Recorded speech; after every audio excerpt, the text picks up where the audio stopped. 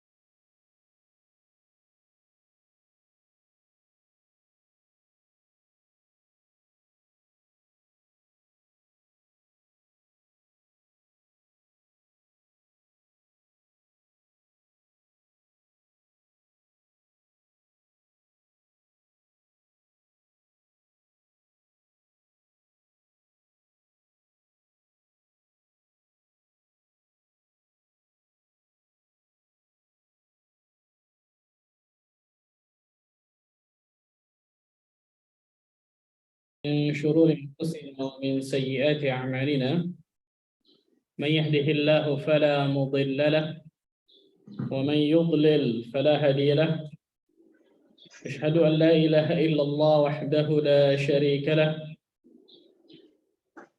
وأشهد أن محمدا عبده ورسوله صلوات الله وسلامه عليه نبينا وحبيبنا محمد صلى الله عليه وعلى آله وصحبه وسلم. قال الله تعالى في كتابه الكريم: يا أيها الذين آمنوا اتقوا الله حق تقاته ولا تموتن إلا وأنتم مسلمون. أما بعد. Ikhwani wa akhwati fiddin, rahimani wa rahimakumullah. Bapak-bapak dan ibu-ibu sekalian yang semoga Allah tabaraka wa taala selalu diberikan keberkahannya oleh Allah azza wa jalla. Alhamdulillah, kita bersyukur kepada Allah tabaraka wa taala atas segala limpahan karunia dan nikmat yang Allah berikan kepada kita semua. Sehingga pada kesempatan yang berbahagia ini Allah tabaraka wa taala masih terus melimpahkan berbagai macam nikmat dan karunia-Nya kepada kita semua, sehingga kita dapat duduk hadir di tempat terbaik di atas muka bumi ini, yaitu fi baitin min buyutillah. Ataupun bagi yang melihat secara online, semoga Allah azza wa jalla juga berikan pahala yang sama ketika antum semua mengikuti kajian secara online ini. Salam dan salam semoga tercurah kepada Rasulullah sallallahu alaihi wasallam, Nabi akhir zaman, Nabi yang telah membawa kita dari zaman kejahilian, dari zaman kebodohan, dari zaman keterasingan akan ilmu menuju zaman yang terang benderang akan ilmu syar'i, itu zaman as-sunnah. Bapak Ibu sekalian, pada kesempatan berbahagia ini insyaallah taala, dan mungkin kedepannya juga kita akan bahas satu persatu, itu kita akan bahas bagaimana pentingnya akhlak bagi seorang muslim dan muslimah. Karena ketika seorang muslim dan muslimah memiliki akhlak yang mulia, Allah azza wa jalla akan muliakan dirinya dunia akhirat. Ketika seorang muslim dan muslimah memiliki adab yang tinggi, adab yang baik, maka Allah azza wa jalla akan berikan keuntungan dunia dan akhirat bagi dirinya. Yang pertama akan kita bahas Apa makna dari adab atau akhlak? Apa makna dari adab atau akhlak itu sendiri? Para ulama banyak mendefinisikan tentang masalah akhlak, tapi kurang lebih sama pada hakikatnya. Di antara Al-Imam Ibnu Hajar Al-Asqalani, Al-Hafidh Ibnu Hajar Al-Asqalani menyebutkan wal adabu isti'malu ma yuhmadu qawlan wa fi'lan. Yang namanya al-adab adalah menerapkan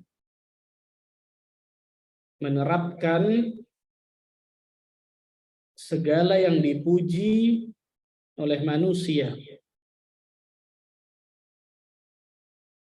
Menerapkan segala yang dipuji oleh manusia. Qaulan wa fi'lan, baik berupa perkataan maupun perbuatan. Baik berupa perkataan ataupun apa?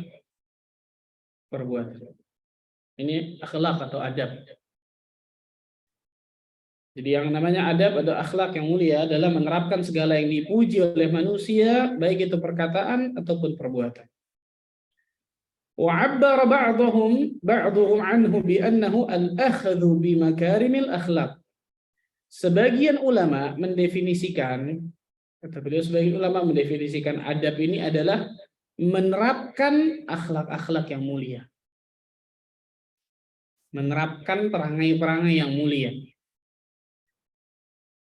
Nah, sebagian ulama mengatakan bahwa yang namanya adab yang mulia, akhlak yang baik adalah ketika seseorang menerapkan akhlak-akhlak yang mulia, perangai-perangai yang mulia.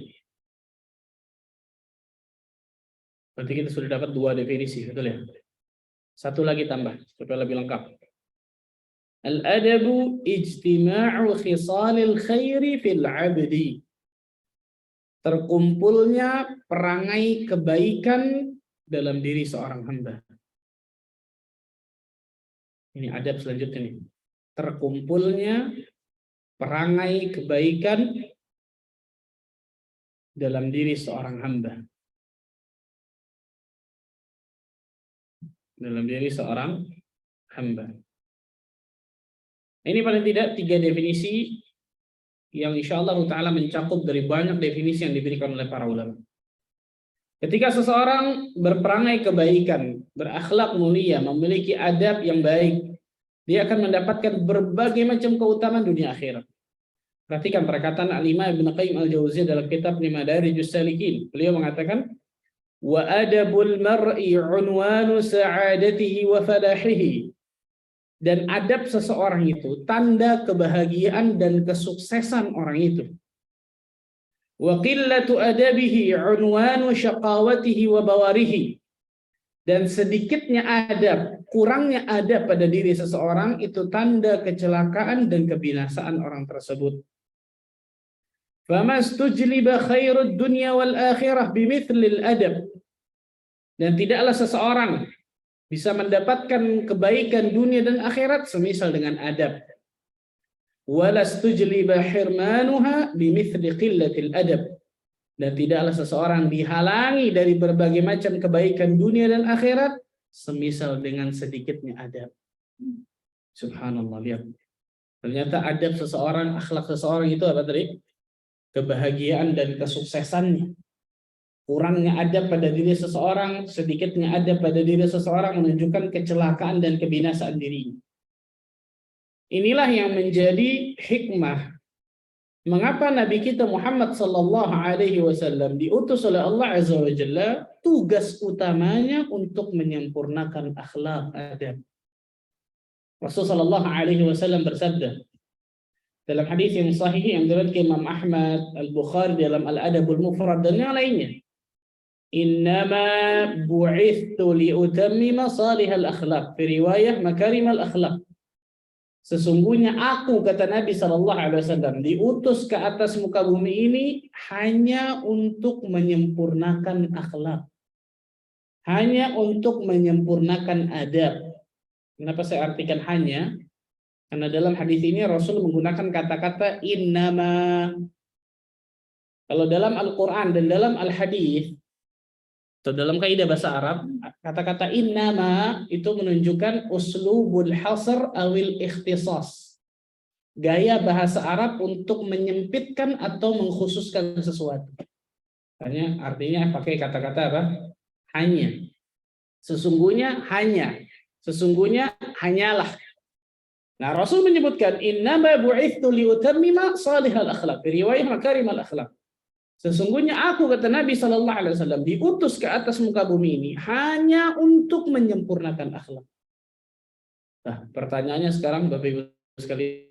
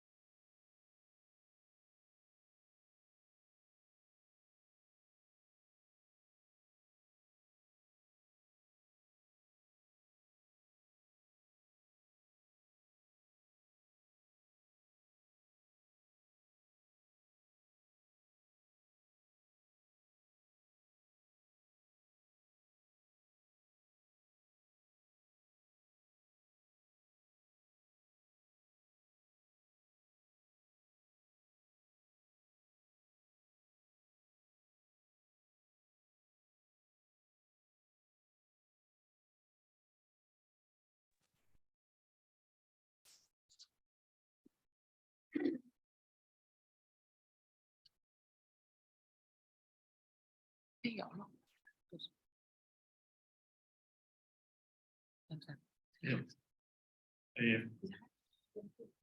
ya, teruskan ya. Tadi terjadi sedikit intermezzo. Nah, ada tata akhlak tadi terbagi berapa? 3. Yang pertama ada tata akhlak kepada Allah, dan ini ada tata akhlak yang paling tertinggi. Perhatikan baik-baik. Ada tata akhlak yang pertama ini, ada dalam akhlak kepada Allah ini ada akhlak yang paling tertinggi. Itu adab kepada Allah. Adab kepada Allah ada banyak. Salah satu contohnya yang paling penting adalah apa? Mentauhidkan Allah, menjauhkan kesyirikan. Nah, masuk ke akidah tuh. Betul ya? Nah, makanya saya katakan tadi Ibnu Qayyim menyebutkan adab atau akhlak di dalam hadis tadi bahwa Rasul diutus hanya untuk menyempurnakan akhlak. Adab atau akhlak dalam hadis itu cakupannya luas. Cakupannya apa? Luas, bukan hanya yang kita tahu sesama makhluk aja nih. Betul ya? Dia wah akhlaknya baik dia. Kenapa? Selalu senyum, tawadhu. Betul, itu salah satu adab akhlak sahih. Tapi bukan hanya itu. Ternyata cakupan adab dan akhlak itu cakupannya apa? Luas. Yang pertama, yang paling tertinggi bahkan adab atau akhlak kepada Allah Tabaraka wa Ta'ala. Bukan ini yang paling tinggi. Adab dan akhlak kepada Allah ada banyak. Yang paling luar biasa, yang paling penting mentauhidkan Allah, menjauhkan kesyirikan. Berarti orang-orang musyrikin, orang-orang kafir yang tidak mentauhidkan Allah, tidak beribadah kepada Allah, melakukan kesyirikan kepada Allah, melakukan kekufuran kepada Allah, mereka tidak punya adab pada hakikat. Walaupun mungkin akhlak mereka kepada sama manusia baik. Dan banyak ya kita lihat ya. Orang kafir, orang musyrik yang luar biasa baiknya akhlaknya kepada manusia, tapi dia tidak beradab dan akhlak kepada Allah, padahal itu adab yang paling tertinggi. Bisa dipahami? Nah, ini yang pertama, adab kepada Allah, dan ini yang paling tertinggi. Yang kedua, adab kepada Rasulullah Sallallahu Alaihi Wasallam. Adab kepada Rasulullah Sallallahu Alaihi Wasallam. Di antaranya kan masuk juga di sini. Orang-orang yang tidak beriman kepada Nabi Muhammad SAW, pada hakikatnya dia tidak beradab berarti. Kenapa? Karena dia tidak beradab kepada Rasul kita yang mulia Sallallahu Alaihi Wasallam. Orang-orang yang tidak mengikuti ajaran beliau Sallallahu Alaihi Wasallam dalam ibadah, dalam muamalah, dalam akidah, pada hakikatnya dia tidak beradab kepada Rasulullah Sallallahu Alaihi Wasallam. Yang ketiga, baru yang kita ketahui biasanya nih. Adab kepada sesama makhluk. Nah, ini banyak nih. Adab kepada sesama makhluk. Kepada orang tua, kepada kerabat, kepada tetangga, kepada tamu, kepada kaum muslimin, kepada orang kafir, bahkan kepada jamadat, kepada benda mati, ada adabnya dalam Islam. Nah, yang luar biasa Islam mengajarkan. Nah, baru kita mengetahui nih. Kita balik ke hadis tadi, innama bu'itsu liutammima salihal akhlaq. Fi riwayah makarimal akhlaq. Sesungguhnya aku diutus ke atas muka bumi ini, kata Nabi Shallallahu Alaihi Wasallam, hanya untuk menyempurnakan akhlak atau adab. Cakupan adab atau akhlak dalam hadis ini cakupannya apa? Luas, kepada Allah, kepada Rasulullah, dan juga kepada sesama makhluk. Berarti masuk semua tuh. Kepada Allah contoh, akidahnya berarti harus benar, ibadah harus kepada Allah. Kemudian kepada Rasulullah kita beribadah berarti mencontoh Rasul, kan gitu ya. Kita berdakwah mencontoh Rasul Sallallahu Alaihi Wasallam. Kita bermuamalah seperti yang diajarkan Nabi Sallallahu Alaihi Wasallam. Nah, salah satunya kita berakhlak dan beradab seperti yang diajarkan Nabi Sallallahu Alaihi Wasallam. Kemudian yang ketiga, adab kepada sesama makhluk. Pada sama makhluk. Ikhwatul iman, rahimani wa rahimakumullah. Nanti kita akan sebutkan beberapa keutamaan adab dan akhlak. Beberapa keutamaan dari luar biasa banyak. Ketika orang berakhlak mulia dengan 3 adab tadi kepada Allah, Rasulullah, dan kepada sama makhluk, Allah Azza wa Jalla akan berikan manfaat keutamaan luar biasa kepada dirinya dunia dan akhirat. Nanti insya Allah kita akan sebutkan. Sebelumnya, yang saya mau titik tekankan di sini adalah para ulama terdahulu biasa mempelajari adab terlebih dahulu sebelum ilmu. Garis bawah ini nih. Al-adab qabla al-ilm. Para ulama terdahulu biasa mempelajari adab, bahkan mengajarkan adab kepada murid-muridnya sebelum mengajarkan ilmu, sebelum mempelajari ilmu. Al-adab qabla al-ilm. Beradab sebelum berilmu. Di antara dalilnya, Allah Azza wa Jalla berfirman dalam surat Thaha. Dalam surat Thaha, surah 20, ayat ke-12. Surat ke-20 Thaha ayat ke-12. Allah Azza wa Jalla berfirman, "Inni ana rabbuka fakhla'na 'alaik. Innaka bil wadil muqaddas tuwa." Allah Azza wa Jalla berfirman kepada Nabi Musa alaihissalam sebelum Nabi Musa menerima wahyu berupa kitab Taurat di Bukit Tur.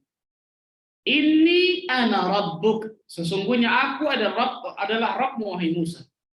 Aku adalah Rabbmu wahai Musa, Tuhanmu. Fakhla'na 'alaik, maka lepaskanlah kedua sandalmu. Lepaskanlah kedua terompahmu. Innaka bil wadil muqaddas tuwa. Kenapa suruh lepasin dua sandal itu? Karena sesungguhnya engkau sedang berada di lembah suci Tuwa. Perhatikan kata para ulama, Allah Azza wa Jalla mengajarkan adab dan akhlak kepada Nabi Musa terlebih dahulu sebelum Allah kasih ilmu. Ilmunya apa? Kitab Taurat. Sebelum Allah kasih kitab Taurat, dan itu isinya ilmu semua jelas.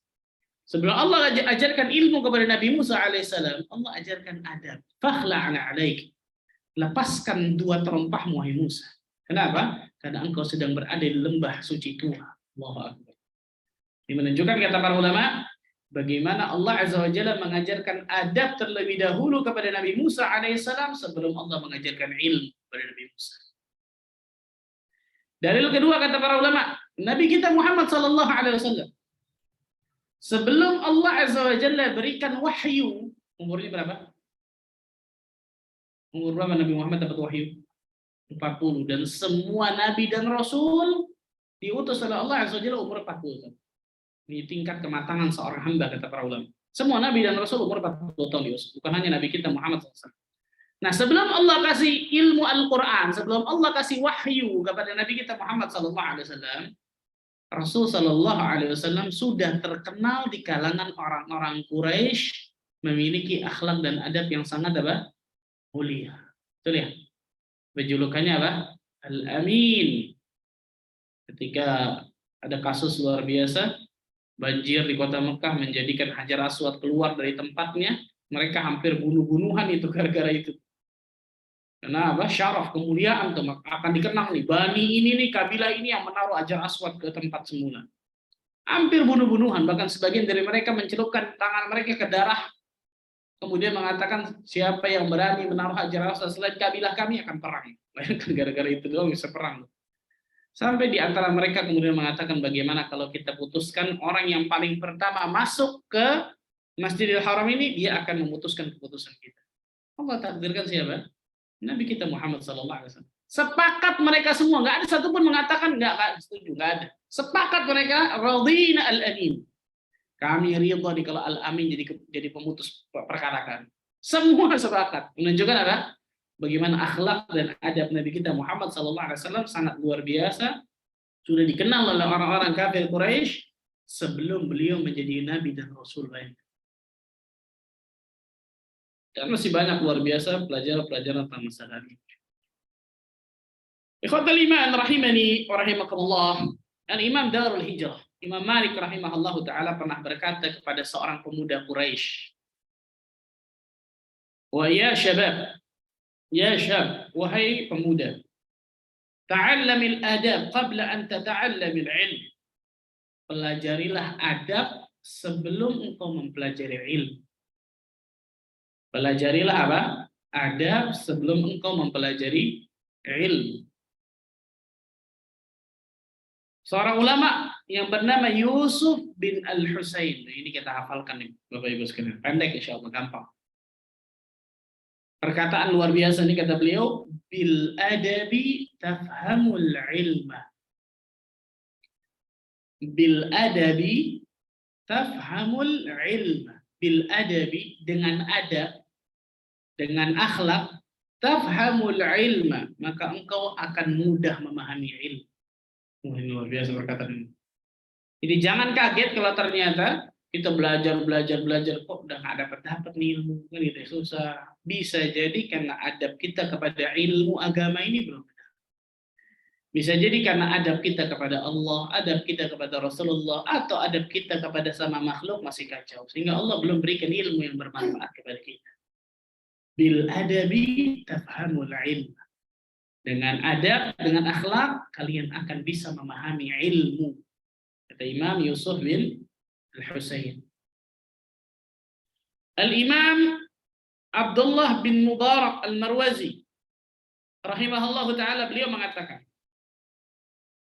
ta'allamna al-adab 30 aman wa ta'allamna al-ilm 20 aman. Kami mempelajari adab selama 30 tahun lamanya.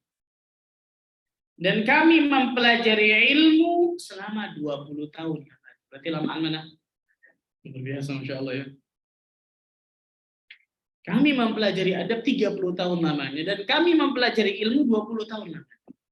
Kanu yata'allamuna al-hadiya kama yata'allamuna al-ilm. Seorang ulama yang bernama Muhammad bin Sirin mengatakan, ini lanjutan pada hakikatnya. Mereka, para ulama terdahulu, biasa mempelajari adab terlebih dahulu sebelum mereka menguasai satu ilmu. Di antara hikmahnya apa? Agar nantinya supaya tidak ada orang-orang yang ilmunya Masya Allah tinggi, tapi kosong adab. Nah, ini penting nih. Dan ini kita dapatkan, subhanallah. Ustaz, perasaan dia ngaji tiap hari, Ustaz, senyum aja sama orang kagak, Ustaz. Betul ya? Contoh aja tuh. Ustaz, perasaan dia Masya Allah, jilbabnya sudah syar'i, laki-laki sudah tampak dari zahir dan mengikuti sunnah Nabi SAW. Mukanya setiap ketemu ditekuk, subhanallah. Tekuk. Jalan lewat, la salam wa la kalam, kayak kedebong anyut aja tuh. Kalau kedebong anyut.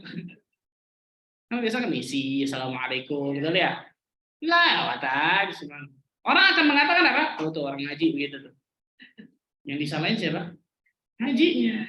Ustaz yang kena tuh, subhanallah. Padahal oknum bisa dikatakan, betul ya. Kenapa? Karena masyarakat, kaum muslimin, bahkan manusia secara umum, itu ingin melihat bukti real dari kita. Anda ngaji nih, bukti real Anda apa ngaji? Kan gitu. Maka yang paling terlihat dari mana? Akhlak ada, kan gitu. Yang paling bisa dilihat oleh manusia, akhlaknya, adabnya di tengah manusia. Masya Allah. Biasa, Masya Allah, ini bagus. Ini kelihatan kayaknya ngaji bener. Kenapa? Baik sama orang tua, berbakti sama orang tua, semakin ngaji semakin baik, semakin ngaji semakin sopan, semakin ngaji semakin cinta kepada keluarganya, semakin ngaji semakin beradab kepada tetangganya, dan seterusnya. Masyarakat ingin melihat bukti real, kan gitu. Makanya para ulama mengatakan apa? Kalau ternyata kita mengikuti sunnah Nabi SAW, kajian di atas sunnah Nabi SAW, tapi akhlak dan adab kita tidak mencerminkan akhlak dan adab akhlakul karimah, ketahuilah kita akan menjadi perusak dari dakwah sunnah. Karena masyarakat akan melihat betul ya, tunjuk langsung tuh, subhanallah. Dan itu yang terjadi. Itu yang terjadi, subhanallah. Ini pentingnya mempelajari adab terlebih dahulu sebelum mempelajari apa? Ilmu. Karena dengan akhlak, dengan adab, seseorang akan Allah berikan kemuliaan luar biasa. Seorang ulama yang bernama Makhlad bin Al-Husayn. Makhlad bin Al-Husayn berkata kepada ulama juga, Abdullah bin Mubarak. Makhlad bin Al-Husayn berkata kepada Abdullah bin Mubarak, Nahnu ila kathirin min al-adab ahwaju minna ila kathirin min hadith. Kami, kata Makhlad bin Al-Husayn, lebih butuh dalam mempelajari adab daripada banyak menguasai hadis. Yang luar biasa. Bukan berarti hadis nggak penting ya, salah, subhanallah, bukan itu. Akhirnya mikirnya ke situ kan. Tapi betapa pentingnya adab sampai mereka mengatakan seperti ini. Gitu. Mereka mengatakan seperti ini. Ini di zaman beliau. Bagaimana zaman sekarang? Gua tambah marah lagi tuh. Al-Imam Az-Zahabi menyebutkan dalam kitabnya Sirah Alamin Nubala perkataan Abdullah bin Wahab. Abdullah bin Wahab berkata, "Ma naqalna min adabi Malik akthar mimma ta'allamna min ilmihi." Yang kami nukil dari Imam Malik, yang Darul Hijrah nih, guru Imam Syafi'i, Imam Malik. Yang kami nukil, yang kami lihat, yang kami ambil pelajaran dari Imam Malik, itu lebih banyak hal adabnya daripada ilmu. Masya Allah. Orang lihat kita kayaknya berat nih, subhanallah. Nah, Bu, Pak, gimana kira-kira? Yang kami nukil dari orang yang ngaji kelihatannya adabnya bagus-bagus daripada ilmu. Mudah-mudahan insya Allah, betul ya. Ini berarti apa? Kan ngelihat langsung, betul ya.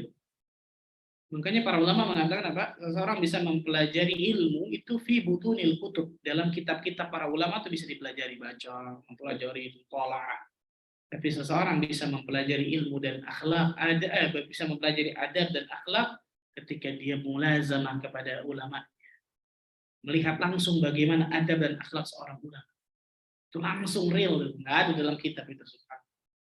Bagaimana adab dan akhlak. Allahu Akbar. Imam Malik ketika kecil, dia bercerita, ketika beliau kecil, masih kecil, dahulu kata Imam Malik, ibuku menyuruhku untuk duduk di Al-Imam Rabi'ah. Ini Imam Rabi'ah ini salah satu gurunya Imam Malik di kota Madinah, namanya Rabi'ah ibnu Abi Abdurrahman. Dulu ibuku menyuruh aku untuk duduk di majelis Imam Rabi'ah ini nih. Kemudian apa? Seorang faqih di kota Madinah. Ketika ibuku ingin agar aku duduk di majelisnya, ibuku mengatakan, "Aina anta? Mau kemana engkau?" "Adhhab fa'aktubul ilm." Aku ingin pergi untuk belajar. Kata Imam Malik kecil. Faqalat ta'al. Sini kemari dulu, kata ibunya, sini kemari. Fa'albis thiyabal ilm. Aku akan pakaikan dirimu pakaian ilmu dulu. Jadi zaman dulu ada namanya mismarah. Pakaian yang terkenal hanya ulama yang pakai itu. Nah, ini penting nih. Kalau anak kita mau dijadikan ulama, pakaiannya pakaian apa? Ulama, jangan pakaian yang lain gitu. Fa'albis thiyabal ilm. Sebentar, sini kemari. Ketika Imam Malik kecil mau keluar menuntut ilmu, sebentar, sini kemari. Aku pakaikan dirimu dulu pakaian ilmu. Kemudian apa? Fa'albasatni mismarah. Ibuku memakaikan ismarah tadi, wa wada'at tawilah 'ala rasi, meletakkan tawilah peci kalau bahasa kita sekarang di atas kepalaku. Kemudian mengatakan, "Idhhab faktubul ilm." Sekarang pergi engkau nuntut ilmu, silakan. Kemudian apa? "Idhhab ila Rabi'ah." Pergi engkau ke Rabi'ah gurumu itu, fata'allam min adabihi qabla ilmihi. Kau ambil adabnya terlebih dahulu sebelum engkau ambil ilmu. Nah, ini ibu yang salehah, ibu sekalian. Insyaallah betul ya. Engkau ambil, pelajari adabnya terlebih dahulu sebelum engkau mempelajari apa? Al-Imam Abu Hanifah rahimahullahu taala berkata, "Al-hikayatu 'anil ulama wa mujalasatihim ahabbu ilayya min katsirin min al-fiqh." Kisah-kisah para ulama, duduk bersama mereka, itu lebih aku sukai, kata Imam Abu Hanifah, daripada menguasai beberapa bab masalah fikih. Kenapa? Li'annaha adabul qaumi wa akhlaquhum. Karena dalam kisah mereka diajarkan berbagai macam adab dan akhlak yang luhur dari mereka. Nah, ini penting insyaallah. Duduk bersama mereka, membaca kisah-kisah orang-orang saleh terdahulu, itu di dalamnya banyak sekali pelajaran. Salah satunya adalah bagaimana adab dan akhlak yang sangat luhur dari mereka. Itu bisa kita contoh. Itu kita bisa apa? Contoh nih. Nah, saya contohkan nih. Bagaimana adab seorang penuntut ilmu ketika di majelis ilmu. Disebutkan di majelis Abdurrahman bin Mahdi. Abdurrahman bin Mahdi ini salah satu gurunya Imam Ahmad bin Hanbal. Imam Ahmad bin Hanbal ma'ruf ya, di antara 4 imam mazhab. Disebutkan, perhatian. Karena Abdurrahman bin Mahdi la yatahaddatsu fi majlisi. Dalam majelisnya Imam Abdurrahman bin Mahdi enggak ada seseorang yang berbicara ketika Imam Abdurrahman bin Mahdi menyampaikan ilmu. Bicara enggak ada. Wala yaqumu ahad, enggak ada seorang pun yang berdiri, itu enggak ada. Wala yatabarra'u fihi qalam, mengasah meruncingkan pena enggak ada. Dulu kan pensil ya diruncingkan begitu.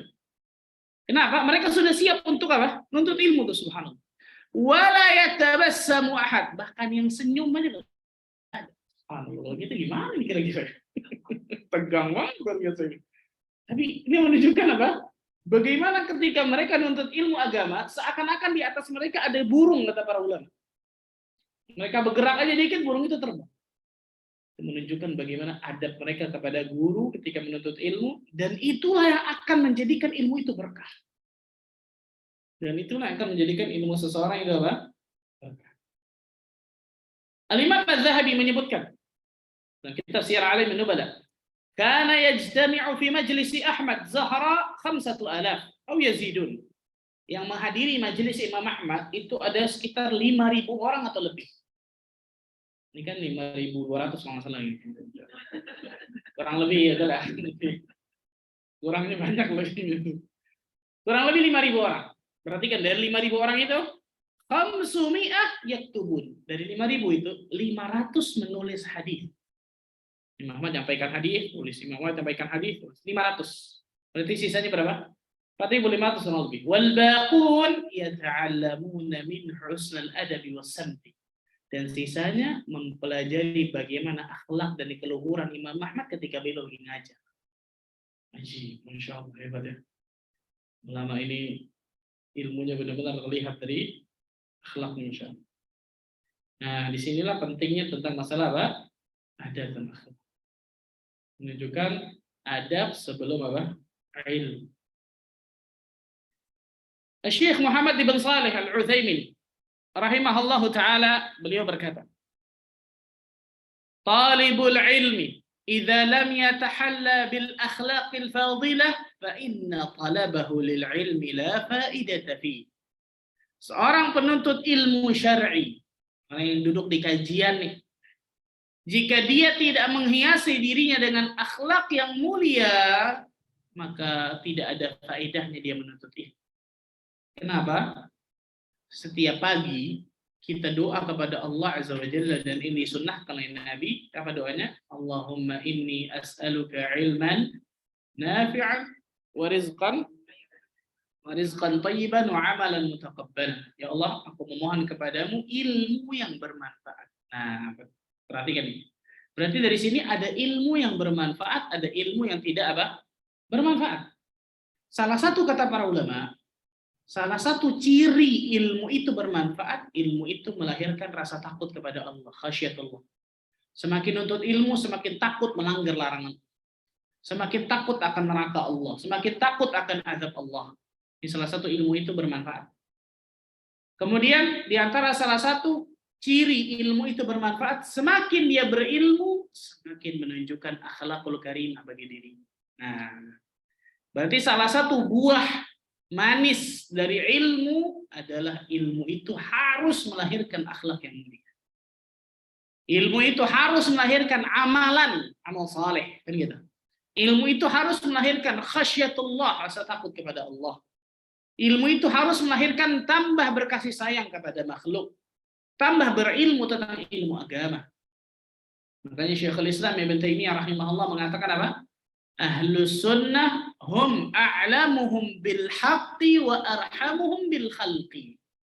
Yang namanya ahlus sunnah, kalau diri kita mengatakan saya ahlus sunnah wal jamaah, dua ciri yang paling melekat kata beliau. Yang pertama, hum a'lamuhum bil haqq. Mereka adalah orang yang paling mengetahui tentang kebenaran. Kenapa? Karena selalu berdalil, selalu punya ilmu. Selalu ada dalilnya ketika melakukan sesuatu. Bukan ikut-ikutan aja, enggak. Yang kedua, wa arhamuhum bil khalqi, dan yang paling berkasih sayang kepada makhluk. Allahu akbar. Berarti semakin ngaji harusnya semakin apa? Lemah lembut kepada makhluk manusia, semakin baik kepada makhluk, kan gitu. Kan semakin ngaji semakin galak. Oh, ini kacau gitu.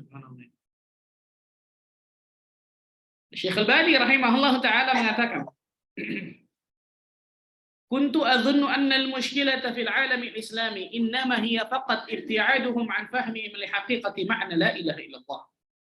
Dahulu kata beliau, pertama-tama beliau dakwah nih, aku mengira bahwa masalah utama, problem utama dunia Islam saat ini dimanapun ini, hanya karena semata-mata jauhnya mereka dari pemahaman yang benar tentang hakikat la ilaha illallah. Ini benar jelas.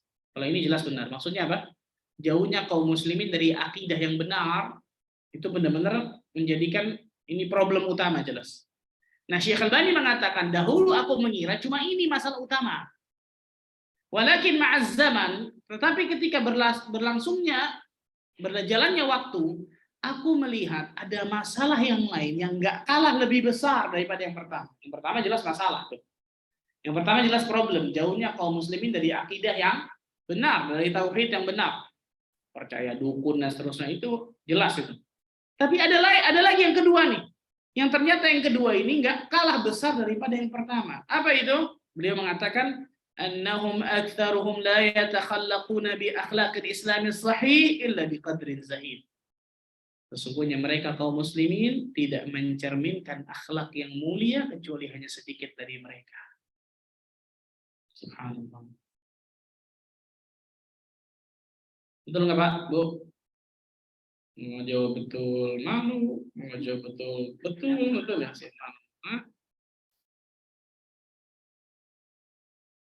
Al-Imam Muhammad bin Salamah rahimahullah taala berkata, "Wal wajib an yakuna talabatul hadis akmalun nasi adaban." Wajib bagi para penuntut ilmu hadis. Pada hakikatnya bukan ilmu hadis doang, tapi penuntut ilmu syar'i semuanya. Untuk apa? Menjadi orang yang paling sempurna adabnya. Wa asyaddul khalqi tawadhu'an. Dan menjadi manusia yang paling tawadhu'. Jadi semakin ngaji berarti harus semakin apa? Tawadhu'. Kan semakin ngaji semakin sombong, hati-hati. Wa a'dhamuhum tazayyunan wa tadayyunan. Orang yang paling semangat ibadahnya dan paling bagus agamanya. Berarti semakin ngaji, semakin bagus kualitas agamanya kan gitu. Semakin bagus kualitas ibadahnya. Semakin takut kepada Allah. Wa aqalluhum taishan wa ghadaba, dan paling jarang taish. Taish itu labil, galau. Jadi orang nuntut ilmu itu harus semakin jarang labil, semakin jarang galau. Bukan tiap hari kerjaannya galau, galauers. Dan paling jarang apa? Ghadaba. Paling jarang apa? Marah. Ini kan Masya Allah ya, sabar semua. Dan Masya Allah ini jarang marah. Betul ya? Allah Ta'ala alam bissawab. Ini disebutkan oleh beliau Imam Muhammad bin Salamah, betul ya? Kenapa? Karena orang yang menuntut ilmu syar'i berarti dia sedang mencari sesuatu yang paling tinggi di dunia, betul? Dan ini dikatakan oleh Imam Abu Asim nih. Man talaba hadzal hadis, barang siapa yang mencari hadis, yaitu mencari ilmu agama, faqad talaba a'la umurid dunia, maka dia sedang mencari menuntut sesuatu yang paling prestis di dunia ini. Berarti hasilnya harus apa? Fayajibu an yakuna khairan nas. Berarti harus menjadi manusia paling terbaik berarti. Kenapa? Karena dia mencari sesuatu yang paling tertinggi di dunia ini. Kalau kita masukin anak kita ke universitas yang paling ternama, paling terbaik, luar biasa. Kita berharap supaya keluar benar-benar memiliki kualitas yang paling apa? Terbaik, kan gitu. Nah, orang yang nuntut ilmu agama Allah, dia sedang mencari sesuatu yang paling tinggi di dunia. Yang paling prestis di dunia, paling the best, luar biasa. Berarti harusnya hasilnya menjadi manusia yang paling apa? Yang paling terbaik. Dalam ibadahnya, dalam agamanya, dalam akhlaknya, dalam muamalahnya. Ini subhanallah ngaji juga, utang kagak bayar. Wala haula wala quwwata illa billah. Ini gimana ini? Betul? Siapa yang ini? Pengalaman saya pengalaman. Bukan pengalaman utang, pengalaman diutangin. Bukan pengalaman utang. Pengalaman diutangin nih subhanallah. Allahumma musta'an. Imam Abdullah bin Mubarak berkata tentang perkataan Imam Hasan al-Basri dalam kitabnya Az-Zuhud. Kana ar-rajulu yatlubul ilma fala yathbut an yara fi dzalika fi takhasyu'ihi wa hadihi wa lisanihi wa yadihi. Dahulu di zaman beliau, di zaman tabi'in Imam Hasan al-Basri, muridnya sahabat. Dahulu orang yang menuntut ilmu tidak menunggu waktu lama untuk terlihat perubahannya. Jadi nggak nunggu 1 tahun dulu, nggak nunggu 2 tahun, nggak nunggu waktu lama untuk terlihat perubahan pada dirinya. Pada apanya? Fi takhasyu'ihi, pada kekhusyuannya. Semakin berilmu, semakin khusyuk ketika dia beribadah. Wa hadihi, pada habitnya, kebiasaannya. Wa lisanihi, pada lisannya, kan gitu. Semakin nuntut ilmu, lisannya semakin apa? Terjaga, bukan semakin nuntut ilmu, semakin nikmat gibahin orang. Tidak. Wa yadihi, dan sebab kepada tangannya. Nggak pernah zalimin orang lagi, kan gitu. Dan itu tidak menunggu waktu lama, kata Imam Hasan al-Basri rahimahullah. Nah, dan masih banyak lagi perkataan-perkataan ulama tentang masalah hal ini. Sekarang, Bapak Ibu sekalian, kita akan sebutkan bahwa adab atau akhlak ini ada dua jenis. Nah, perhatikan baik-baik. Ini penting. Akhlak atau adab ini ada dua jenis.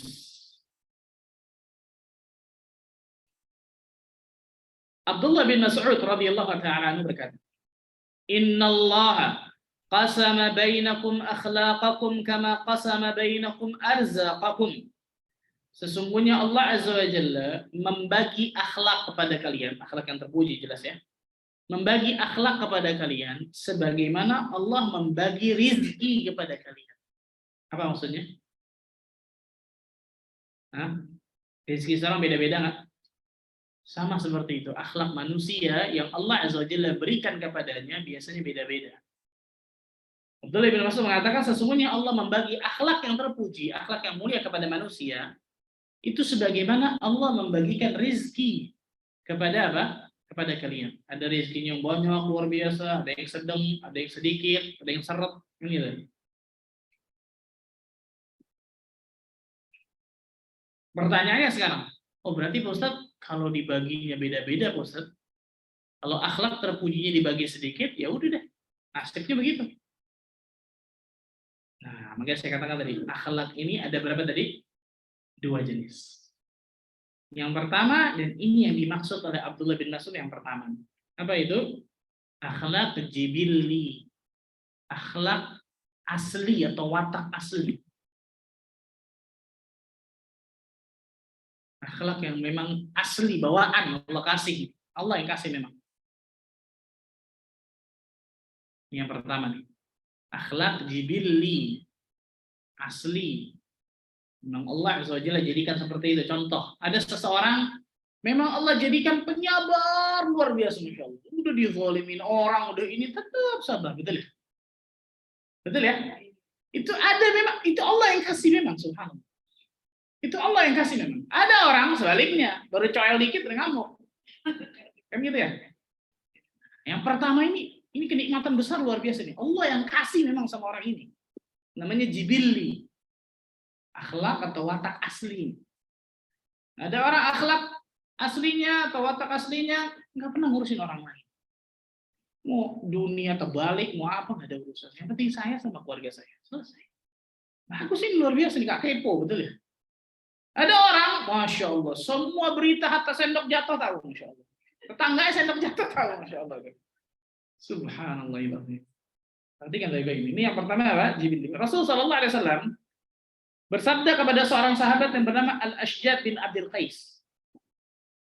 Ya Ashaj, Al-Ashaj namanya, Al-Ashad bin Abdul Qais. Wahai Ashaj, inna fika khaslataini yuhibbuhum Allah wa rasulah. Sesungguhnya pada dirimu ini ada dua akhlak yang Allah dan Rasulnya cintai. Ada dua akhlak memang Allah jadikan pada dirimu, dua akhlak ini yang Allah cintai. Berarti Allah kasihkan watak aslinya dua ini bagus nih. Apa itu? Al-hilmu wal-anah. Al-hilm itu kecerdasan, bisa dikatakan hilm, atau juga bisa kesabaran. Hilm. Kecerdasan dan juga ketenangan. Kecerdasan atau bisa kesabaran dan hilm. Dan juga al-anah, ketenangan. Ketenangan dalam bersikap maksudnya. Rasul Sallallahu Alaihi Wasallam ya, bersabda kepada Asyad ini bahwa dua sifat yang Allah dan Rasul sukai pada dirimu. Mendengar ini, Al-Asyad bertanya kepada Nabi, wahai Rasul Sallallahu Alaihi Wasallam, apakah kedua perangai itu hasil usahaku atau karena Allah menjadikan watakku seperti itu? Nah, nanya beliau, betul ya? Maka Rasul Sallallahu Alaihi Wasallam mengatakan, balillahu jabalaka alaihima. Allah yang menjadikan kedua perangai itu ada pada dirimu. Nah, berarti yang pertama apa? Watak yang asli. Allah yang jadikan dua perangai bagus itu, dua akhlak mulia itu, sabar, kecerdasan ataupun ketenangan menghadapi sesuatu, itu Allah yang jadikan engkau dapatkan dua itu. Nah, ini jelas kenikmatan besar nih, betul ya? Kenikmatan besar. Tapi Nggak semua orang Allah kasih yang ini baik nih. Betul ya? Contohnya saya katakan tadi itu.